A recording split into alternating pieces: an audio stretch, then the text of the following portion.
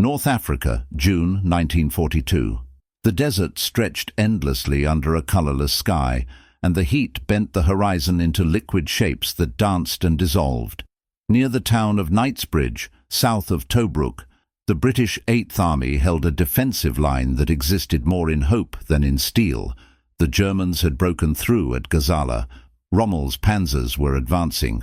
Sergeant Thomas Henley sat inside the turret of a Crusader Mach III, his fingers resting lightly on the breech of the 6-pounder gun. The interior smelled of oil, cordite, and the sweat of 4 men packed into a steel box designed for 3. Outside, the world was sand and silence. Inside, the crew waited. Henley was 26 years old. He had been a machinist in Coventry before the war, trained in tolerances measured in thousandths of an inch. Now he commanded a tank that weighed 14 tons and could do 40 miles per hour on flat ground. It was fast, it was maneuverable, and it was fatally visible. The radio crackled. A forward observer reported movement 3 kilometers east. Dust plume, probable enemy armor. Henley pressed his eye to the periscope. Nothing yet. Just heat shimmer and the occasional thorn bush clinging to life in the wasteland. He waited. Patience was a skill the desert taught quickly. Those who learned it survived. Those who did not became burning wrecks that cooled slowly under the African sun. Then he saw it, a grey shape emerging from the haze, low profile, angled armor, Panzer III, likely the AOSFJ model, 75mm gun, effective range just over a kilometer. Henley gave the order. The gunner traversed right. The loader slammed around into the breach. The driver held steady, engine idling low. Henley calculated distance, windage, the slight elevation needed. He gave the command to fire. The gun roared. The turret filled with smoke and the sharp chemical stink of spent propellant. The tracer arced out across the sand. A hit. Sparks flew from the Panzer's turret side, but the round glanced off. The German armor was too thick at that angle. And then Henley saw the thing that would haunt him for the next 3 months. The Panzer's gun swung toward them, slowly, precisely. The German crew had seen the muzzle flash. In the featureless desert, where there were no trees, no buildings, no shadows to hide in, the flash from a tank gun was a beacon. It announced position, range, and intent. It painted a target on the firer. The German gun fired. The shell screamed past, missing by meters, but the next one would not. Henley ordered the driver to reverse. The Crusader lurched backward, tracks churning sand, but it was too late. The second shell hit the front glacis plate. The impact rang through the hull like a gong struck with a sledgehammer. The armor held, but barely. The crew felt the shock in their bones. They retreated behind a low ridge. The Panzer did not pursue. It had lost sight of them. Henley sat back in his seat, breathing hard. His hands were steady, but his mind was racing. They had fired first. They had hit first. And still, they had been forced to run. The muzzle flash had betrayed them. It was not the first time. In the 3 weeks since the regiment had arrived in theatre, Henley had seen it again and again. A Crusader would fire, and within seconds, the enemy would return fire with devastating accuracy. The flash gave away everything. At night, it was worse. A single shot could reveal a tank's position to every German gunner within 2 kilometers. The British tanks were outgunned. Everyone knew that. The Panzer III and Panzer IV carried heavier armor and more powerful guns, but the Crusader was fast. It could outmaneuver the enemy, strike from unexpected angles, and withdraw before the Germans could respond. In theory. In practice, the muzzle flash destroyed that advantage. Speed meant nothing if the enemy knew exactly where you were the moment you fired. Henley had lost 3 tanks in his troop, not to superior tactics, not to better armor, to physics, to the unavoidable fact that a chemical explosion produces light, and light travels faster than sound, faster than thought, faster than any reaction time. That night, back at the regimental bivouac, Henley sat outside his tent and stared at the stars. The desert sky was magnificent. No light pollution. Just the Milky Way stretched across the black like a river of salt. He thought about the problem. He thought about the men he had lost. He thought about the machinist's training that had taught him to see every mechanism as a system of forces, pressures, and tolerances, and he thought, what if the flash could be hidden, not eliminated? That was impossible. The chemical reaction that drove the shell from the barrel required an explosion, and explosions produced light, but hidden, concealed, redirected. He pulled a notebook from his pocket and began to sketch by the light of a hooded torch. He drew the barrel of a 6-pounder gun. He drew the muzzle. He drew the expanding cloud of gas and fire that erupted when the gun fired. And then he drew something else, a cone, a shroud, a device that would capture the flash and redirect it, not outward where the enemy could see it, but downward, into the sand, or upward, dispersed into the sky where it would blend with the sun's glare. It was not a new idea. Muzzle flash suppressors had been tried before. But they added weight. They reduced velocity. They complicated maintenance. The army had rejected them. Henley did not care what the army had rejected. He cared about staying alive. He would build it himself. The British Army did not encourage initiative below the rank of major. Field modifications were discouraged.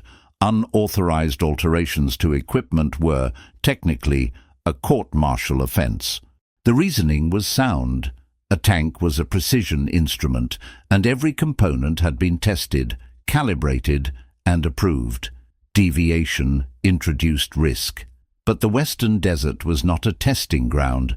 It was a killing field, and the men who fought there understood that survival often required bending the rules. Henley began by studying the problem in technical terms. The muzzle flash of a 6-pounder gun lasted approximately 8 milliseconds. In that fraction of a second, the expanding gases reached temperatures exceeding 3,000 degrees Celsius. The light emitted was intense enough to be visible in daylight at 2 kilometers, and at night could be seen from 10. The flash consisted of 2 phases. The primary flash occurred at the muzzle itself, as the shell exited the barrel and the compressed gases decompressed violently.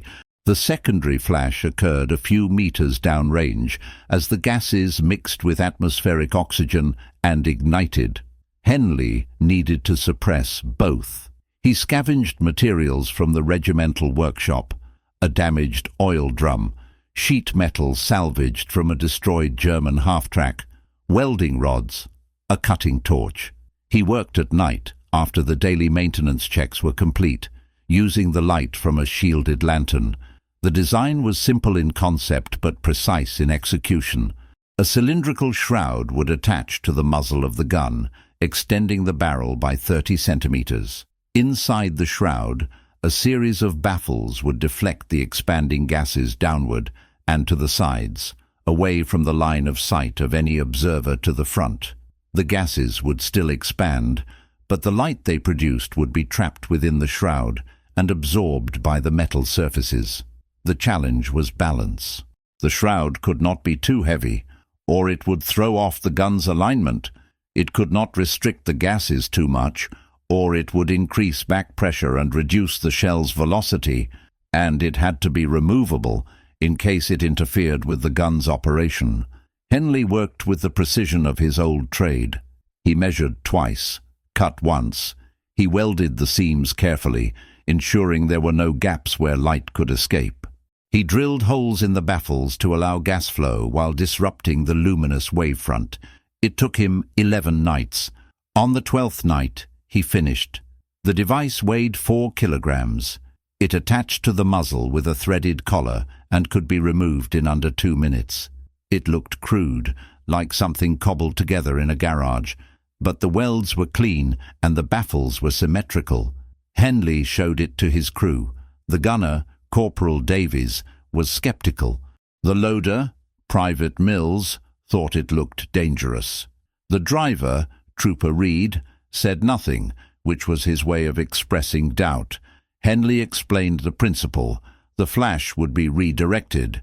The enemy would not see it. They would have a chance to fire and move before the Germans could return fire. Davies asked the obvious question: what if it explodes? Henley admitted he did not know. The forces involved were immense. If the baffles were misaligned, if the back pressure was too great, the shroud could rupture. Or worse, the barrel could burst. But the alternative was certain. Without the shroud, they would continue to fight at a disadvantage. Every shot would announce their position. Every engagement would be a race to see who could kill whom first. The crew agreed to test it. Henley did not ask for permission. He did not file a report. He simply bolted the shroud onto the gun and waited for the next engagement. It came 2 days later. The engagement began at dawn. The light was low and golden, casting long shadows across the dunes. Henley's troop had been assigned to a reconnaissance patrol along the eastern edge of the British line. Intelligence reported German supply trucks moving south, possibly heading for a forward depot. Henley's Crusader led the patrol. 2 other tanks followed at intervals of 200 meters. The formation moved slowly, engines throttled back to reduce dust. The desert was quiet except for the low rumble of diesel engines and the hiss of sand against steel tracks. At 6:17 hours, the lead tank crested a low rise and saw them. 3 trucks, Opel Blitz models, no escort. They were moving fast, trailing plumes of dust that hung in the still air like smoke. Henley gave the order to halt. The gunner traversed the turret. The loader readied a high-explosive round. Henley ranged the target, 800 meters, slightly below his position. Wind negligible. He hesitated. This would be the first shot with the shroud. If it failed, if the barrel burst or the shroud flew off and damaged the turret, his career would end, possibly his life. But if it worked, he gave the order: fire. The gun roared. The recoil slammed back into the turret mounting. The shroud held. There was no explosion, no catastrophic failure. The shell flew true, arcing downrange and impacting the lead truck. The truck disintegrated in a ball of flame and debris. And then Henley realized he could not see the flash. He had been inside the turret. He had felt the blast, smelled the cordite, heard the roar. But looking through the periscope, there had been no visible flash. The shroud had worked. The German trucks scattered. The second truck veered left, trying to escape. The third accelerated, heading for a low wadi where it might find cover.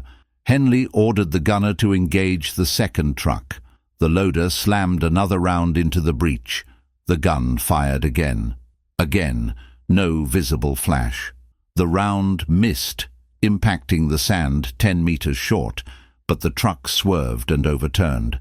The third truck reached the wadi and disappeared. Henley ordered the advance. The Crusader moved forward, descending the rise and crossing the open ground toward the burning wreck. The crew scanned for threats. Nothing. No return fire. No ambush. And then, from the wadi, a Panzer IV appeared. It must have been escorting the trucks, hidden in the depression. Now it climbed the far slope, turret traversing, searching for the British tank that had destroyed the convoy. Henley's gunner saw it first. He called out the range: 600 meters. Frontal aspect. The Panzer's armor was too thick for a frontal shot, but they had no choice. The German tank would spot them in seconds. Henley gave the order: fire. The gun fired. The shroud absorbed the flash. The shell struck the Panzer's front glacis and ricocheted upward, sparking off into the sky. A non-penetrating hit, but the Panzer's turret continued to traverse. Slowly, searching. It had not seen them. The German crew was scanning the horizon, looking for the muzzle flash that should have revealed the British tank's position. But there was no flash. The shroud had hidden it. Henley's gunner traversed right, aiming for the Panzer's side armor as it turned. The loader rammed another round home. The gunner waited. 2 seconds. 3. The Panzer's profile changed, exposing its flank. Fire. This time, The shell penetrated. It punched through the side armor and detonated inside the hull. The Panzer lurched, smoke pouring from the hatches. The turret hatch flew open, and a crewman stumbled out, his uniform on fire. He rolled in the sand. 2 more crewmen followed. They ran, not toward the British tank, but away, toward the Wadi. Henley did not order pursuit. The Panzer was destroyed. The mission was complete. And more importantly, the shroud had worked. Twice, it had hidden the muzzle flash. Twice, the enemy had failed to locate his tank. In the featureless desert, where visibility was everything, he had achieved something that should have been impossible. He had made his tank invisible. Word traveled fast in the regiment. By nightfall, every crew in the squadron knew that Henley's Crusader had destroyed a Panzer IV without taking return fire. The story spread through the bivouac like wildfire. Some men dismissed it as luck. Others thought Henley was exaggerating. But the men in his troop knew better. Within a week, 3 other crews had approached Henley, asking to see the shroud. He showed them. He explained the design. He helped them build their own. The workshop sergeant, a man named Garrett who had served in the Great War and had little patience for regulations, quietly provided materials, sheet metal, welding equipment, cutting tools. He did not ask questions. He simply marked the supplies as damaged in transit and looked the other way. By the end of the 2nd week, 8 tanks in the squadron carried Henley's flash suppressor. The device acquired a nickname, the Ghost Barrel. The results were immediate. Crews reported that they could fire and relocate without drawing immediate counterfire.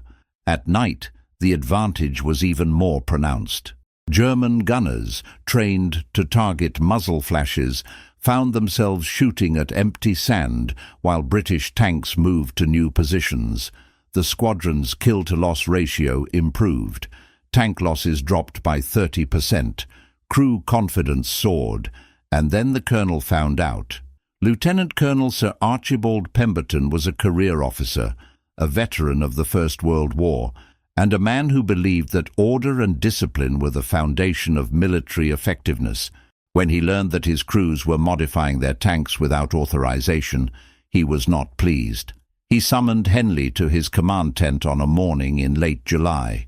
The heat was oppressive. The air shimmered. Henley entered the tent, saluted, and stood at attention. Pemberton did not invite him to sit. He held up a photograph.